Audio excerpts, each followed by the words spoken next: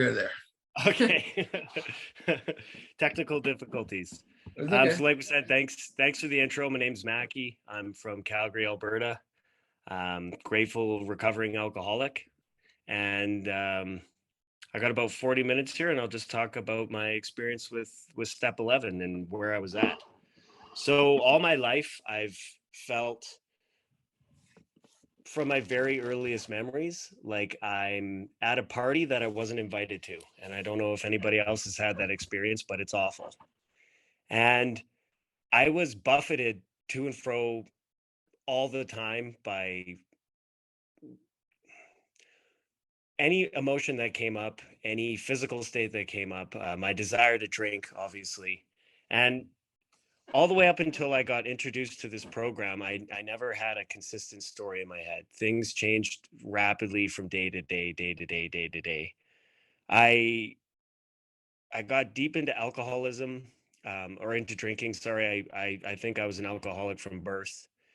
Around 18 years old, I had idolized the movie Titanic when I was a kid and became a hopeless romantic. By the way, terrible, terrible place to base your ideal off of.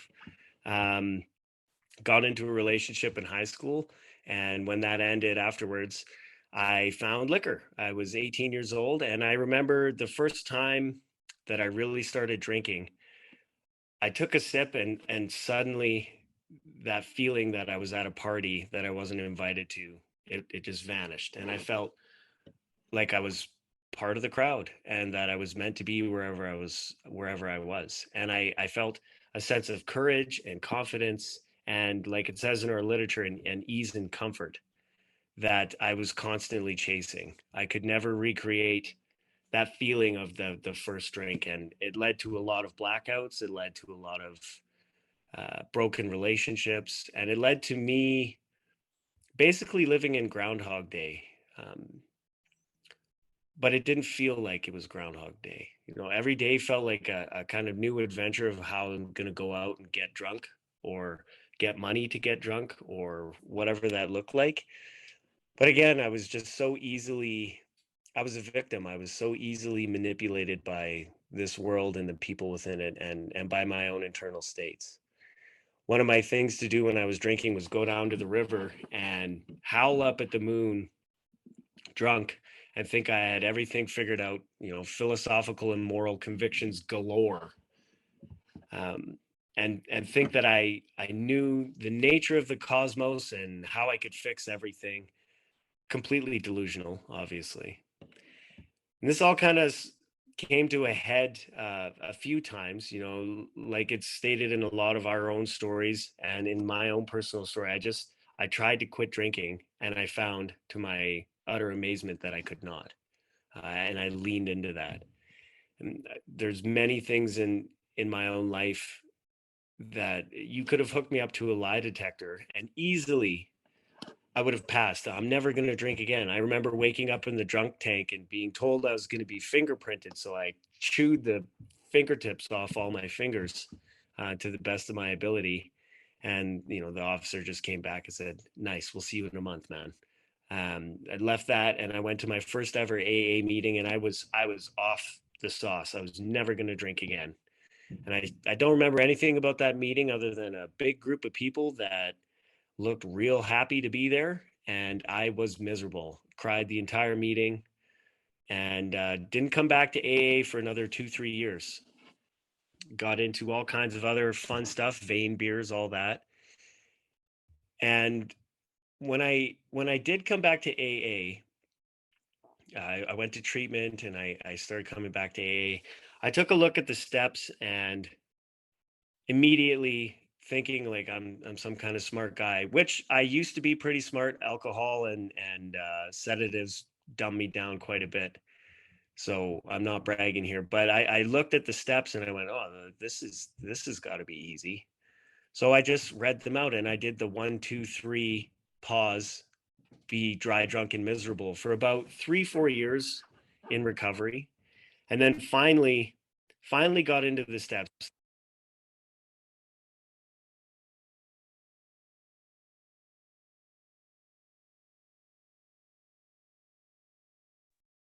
You've gone again. Mackie, we can't hear you. Mackie, I don't know what's.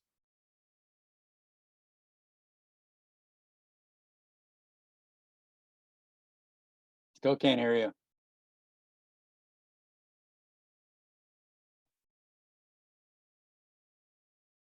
How's that? Perfect. That's perfect. Okay. Keep switching between this and the computer. So I think I got it figured out now. Where was I? Yeah. During my life, I had been introduced to kind of spiritual things, which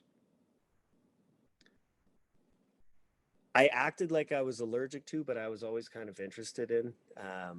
My father had talked a lot about spirituality and about the nature of things and um, something more being there. And when I finally got into the steps, I was that alcoholic who went through uh, what we're about to talk about today, page 86, 87. And I crossed out the word God with a black Sharpie. I was absolutely allergic to that word. And I finally get into the steps after I'd suffered enough being dry drunk. And I realized that in step one, surrender wasn't enough for me. Like my battle with this disease and with this allergy and the phenomenon of craving and this mental obsession, I had to admit complete and utter defeat, like it talks about on page 11 in Bill's story. And I kept, sorry, Rob, what's, okay. The ADHD, as my sponsor says, that I don't have. So I had to admit complete defeat. And once I admitted absolute, complete, and utter defeat to this disease that I couldn't surrender to, for me, for this alcoholic, surrendering meant I still had an option. And surrendering meant that, this disease would care that I surrendered, if I'm going to personify it. And the reality for me with alcoholism is that this disease didn't care if I surrendered. It would still kill me, regardless of whether or not I waved a little white flag. And so I had to admit complete and utter defeat. And that on my own human power, no matter what I did, I was going to for sure drink again, which brought me into step two. And having that against or behind me, scaring the shit out of me, and having something to look forward to, all these people in the rooms that appeared to be levitating 2 inches off the ground with a great big smile on their face, no matter what happened in their life, I decided to go on and go through and work the steps. And I learned a lot about how to live and about basic life skills just from working those steps. It had been years since I had put pen to paper and wrote anything down or noted anything. And I got into that in my four, and I started to build this really, really tangible, trusting, loving relationship with something bigger than me. I would ask for the fear to be removed or the resentment to be removed, to be shown my part. And as if by a miracle, it would happen. And so by the end of my step five, I'd learned how to write again, and I'd learned how to note things again, and I'd learn how to lean in and to trust God and to ask my higher power for help, because there's lots of stuff in my life that I could not conquer. My own step four had shown me again and again and again and again that I was hopelessly afraid, bitterly resentful to a bunch of people, and I had self-pity galore and a sex ideal that would make me blush to talk about. And I got into six and seven, and the first time I went through the steps, okay, six, that's like 2 sentences onwards. Seven, that's 2 sentences onwards, right into the eight. Didn't give it too much time or attention. Eight and nine, and in my eight and in my nine, I'm learning how to write even deeper. So I'm acknowledging these people that I've harmed and what I actually did. And so I wasn't able to lie and to run away from myself. I think the human capacity for justification is literally limitless. And when I put things down on paper, they become very, very, very real for me. And so I'm looking at my eight And I'm starting to see this solid narrative developing, which was honestly a joy, because my entire life I was just up, down, up, down, up, down, so easily swayed. Like I could have an entirely different frame and way of looking at things because I hadn't eaten.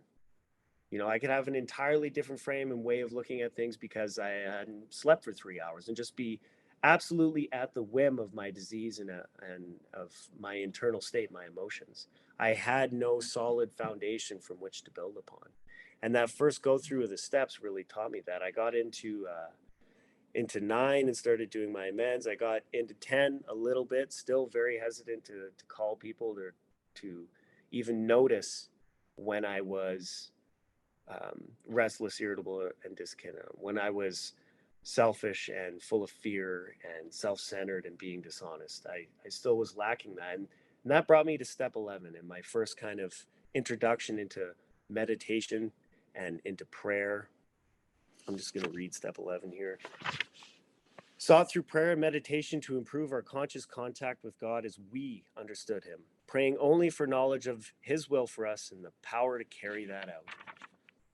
And so when I first was introduced into meditation, it actually didn't even come from the program. It came from a man that I had worked with and taken some guys out to a retreat with. I was running a treatment program at the time, and he introduced me to this app, which I used to start meditating.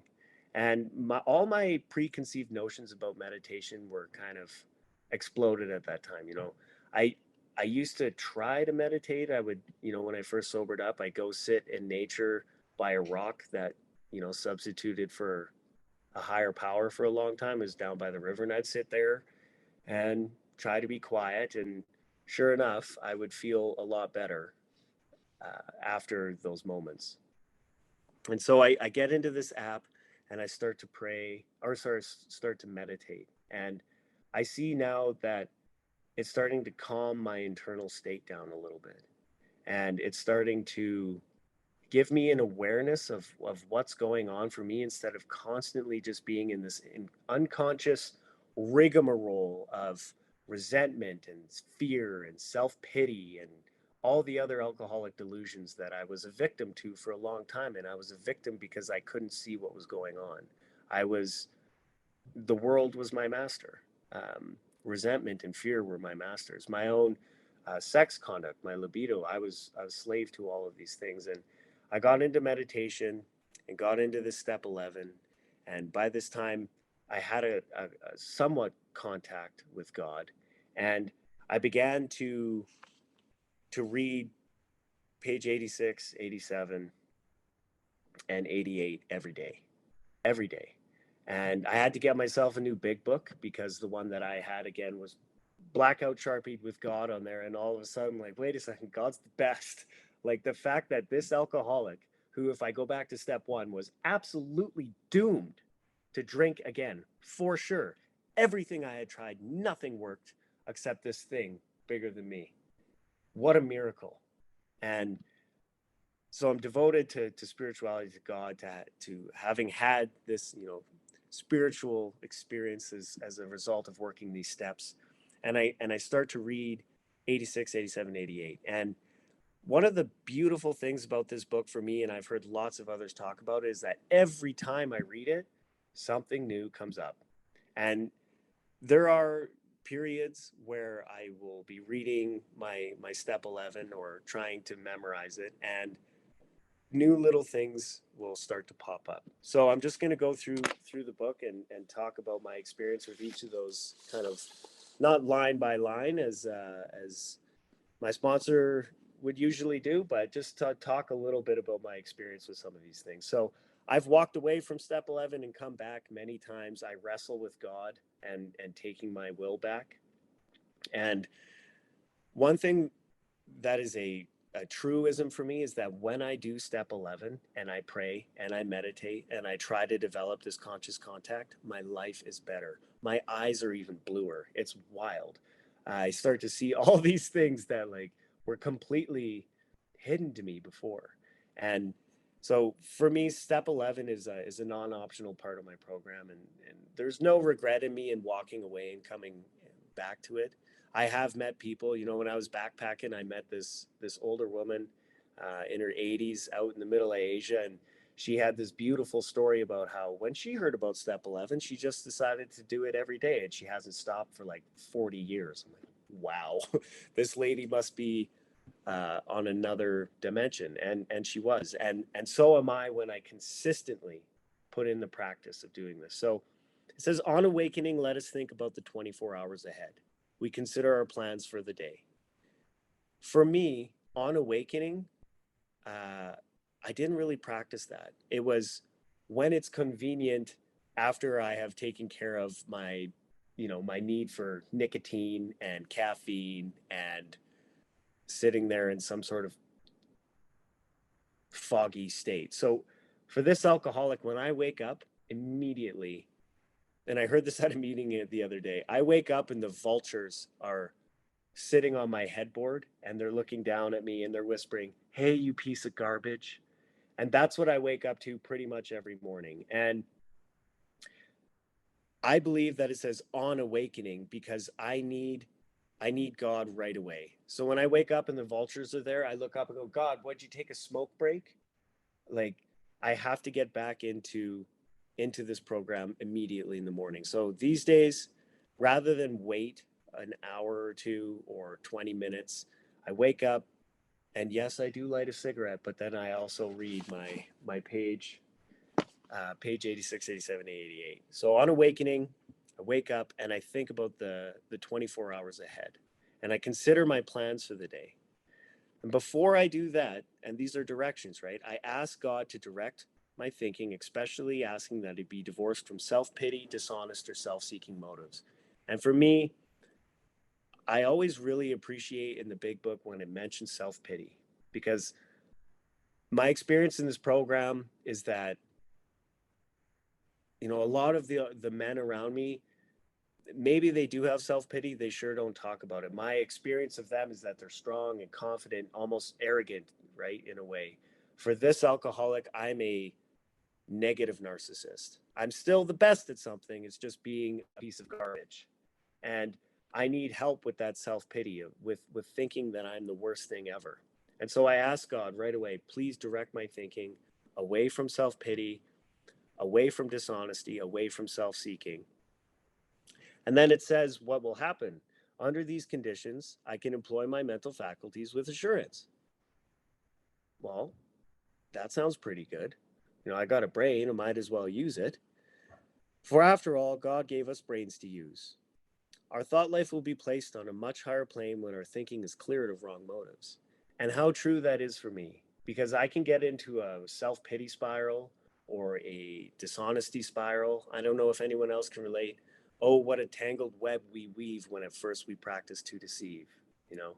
And I'll have told a lie, and then my brain automatically goes into, okay, we got to make sure all these parts are in order, and I got to make this beautiful web with my lie so that nobody will catch me, right? And when I ask for that in the morning to be removed, you know, I'm asking for the opposite. God, help me to be honest. Help me to be humble. Help me to think of others, those self-seeking motives. I can think in those first moments of the day about all the things that I'm going to go out and get and conquer. And for me, the self-seeking, right? And as soon as I ask for that to be removed, all of a sudden my thought life beautifully opens up and I get to think about what I can do for other people. I usually take a little book like this and I jot down all kinds of stuff about how I'm going to try to be helpful, and then God laughs at me. Um, in thinking about our day, we may face indecision. We may not be able to determine which course to take. And for me, that's just a given. I face indecision all the time. What should I do here? What should I do here? What's the right path forward? And the book is just telling me a truism about myself, which I totally relate to. I may face indecision. I may not be able to determine which course to take. Then again, an instruction. Here, we ask God for inspiration, an intuitive thought, or a decision. We relax, let the shoulders drop, and take it easy. We don't struggle. And in my consistent practice of step 11 and having this first thing in the morning, it reminds me throughout the day that, oh, I can ask God when I'm all messed up and I don't know which way to go for inspiration, an intuitive thought, or a decision. And the stuff that's happened out of that prayer is wild. It's so, do I go left or right, God? And God goes, go right. So I go right. And then I run into, one of the most beautiful people I've ever met, right? That just has such a cool story. Or that intuitive thought, you know, I've had this with sponsees where I ask for an intuitive thought and out of my mouth comes something that just, it's not from me, it's from God, and it just radically changes my sponsee's perspective on whatever he's going through.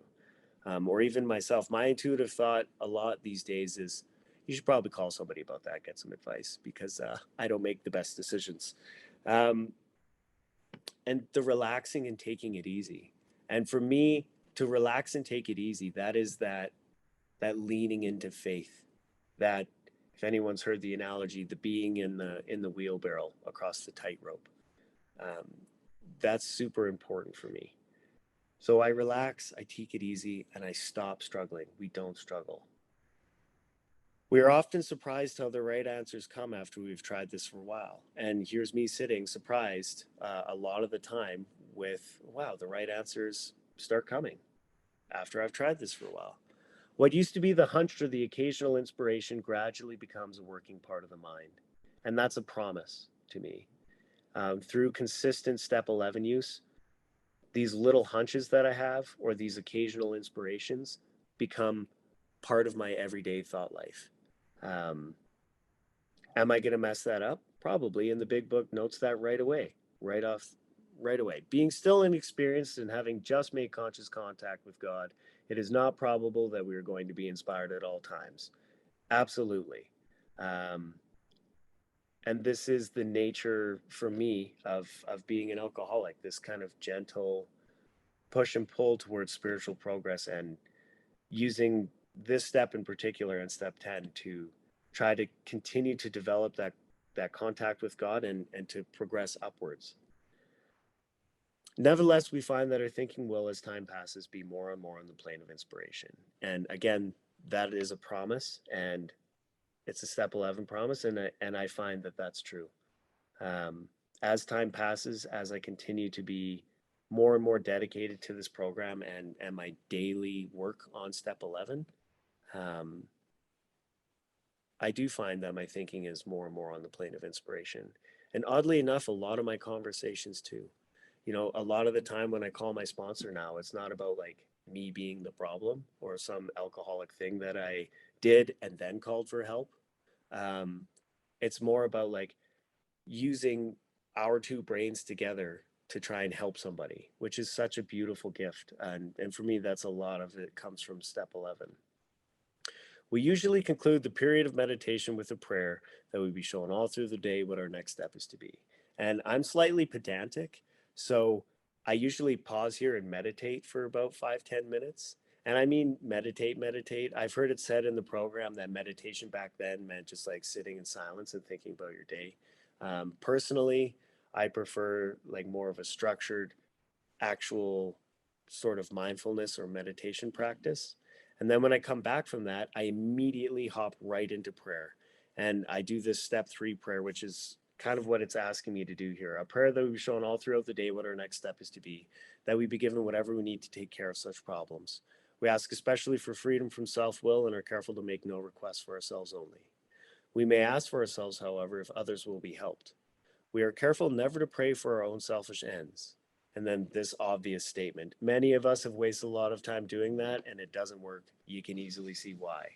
Yep, I definitely can easily see why, because my alcoholic self centeredness wants to wrest from the world satisfaction. And then if I pray for that, um, it's not good for me or anybody else, right? Like, I have to be very conscious about what I pray for. And my own personal experience with this part of the book, after I pray for each of the categories in my life, family, friends, people that I resent, I like to finish it off and ask, like, how can I be helpful to those people? And I call this my step 11 list, and I write it every morning. And It's just on a small little journal like this, and I write out kind of stuff like this about how I could be helpful. And I try to follow that because for this alcoholic, that and those directions are inspired by my higher power. And they're coming from a place of tolerance and love and compassion and a happy, joyous freedom, like a desire for happy, joyous freedom for the people in my life. And so I try to follow that. Um, and then I go into the rest of the reading. If circumstances warrant, we ask our wives or friends to join us in morning meditation. Now, I used to be super, super shy about this. Um, I kind of opened up when I was backpacking a little bit, and I would ask people, hey, like, do you want to join me tomorrow morning for a meditation?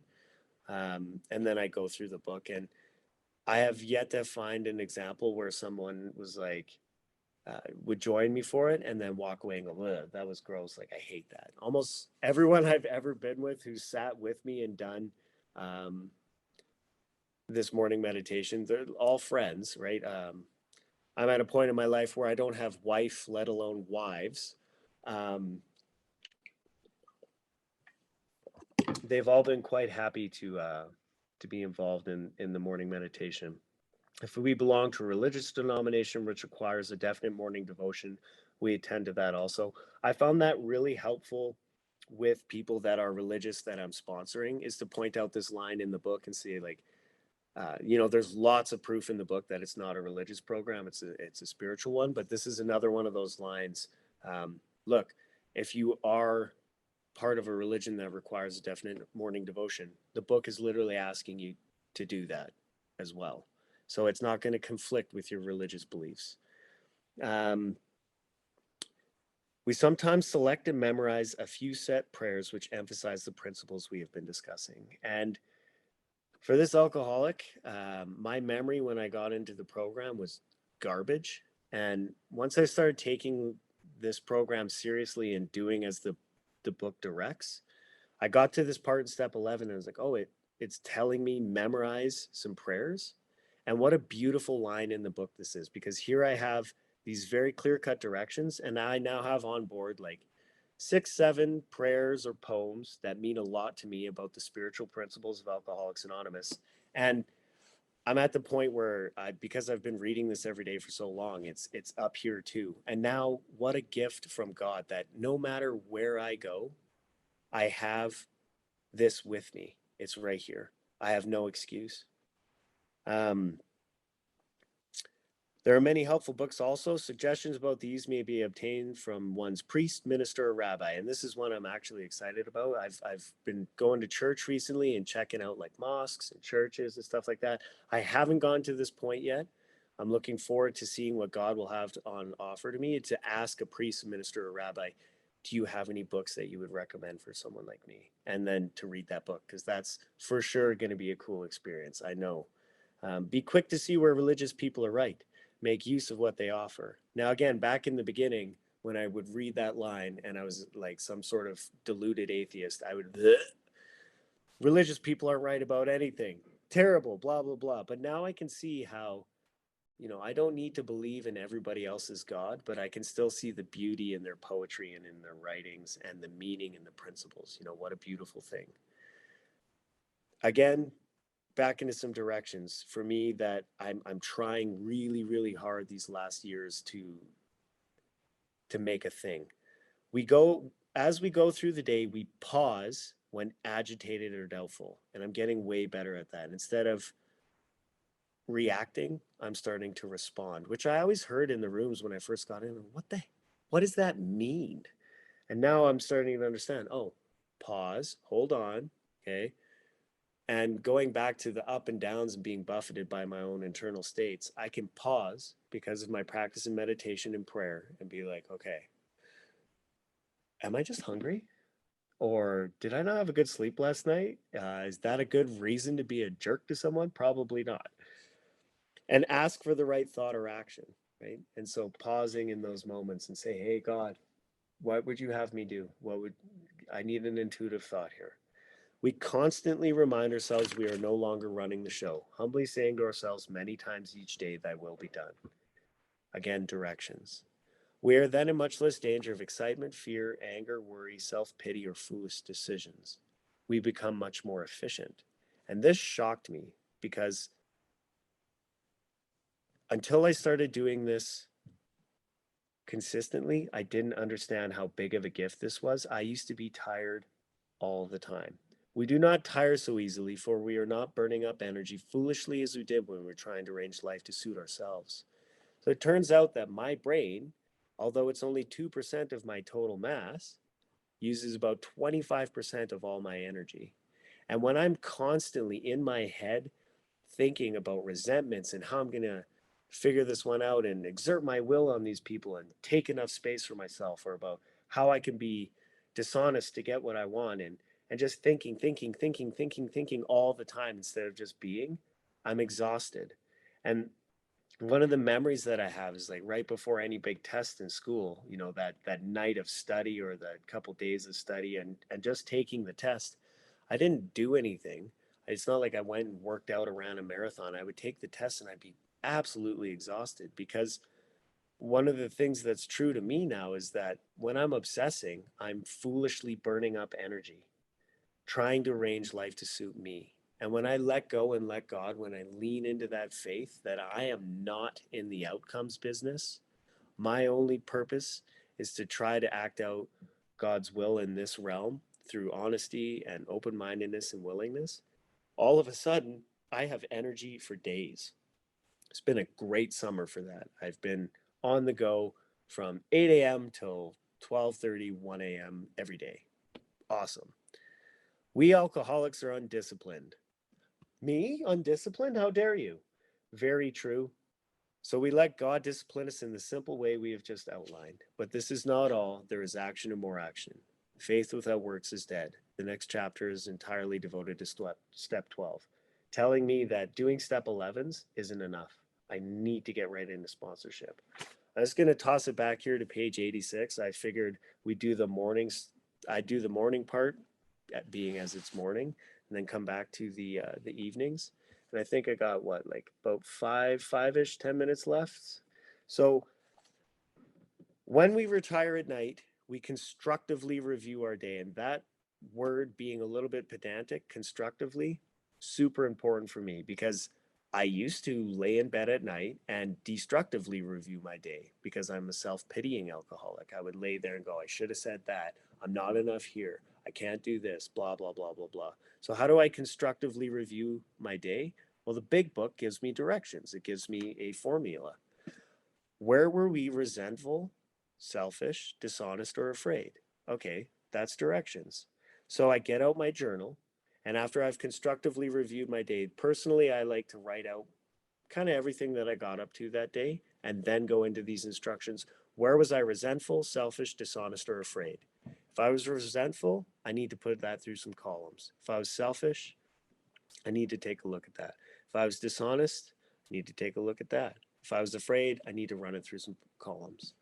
Do I owe an apology? And I like to say these things out loud because the answers typically come. If I owe an apology, I put that down in my journal. Have we kept something to ourselves which should be discussed with another person at once? If it's real bad, that's a late night call to the sponsor. If it's not that bad, it's a morning call to my sponsor. Were we kind and loving toward all? I've still yet to have a complete day where I've been kind and loving to all, but God willing, at some point I can write in my journal, I was kind and loving to everyone today. What could have I done better? Again, intuitive instructions, writing that stuff out. Were we thinking of ourselves most of the time, or were we thinking of what we could do for others, of what we could pack into the stream of life? And then this was very important for me, but we must be careful not to drift into worry, remorse, or morbid reflection, for that would diminish our usefulness to others. And how true that is for me as a self pitying alcoholic.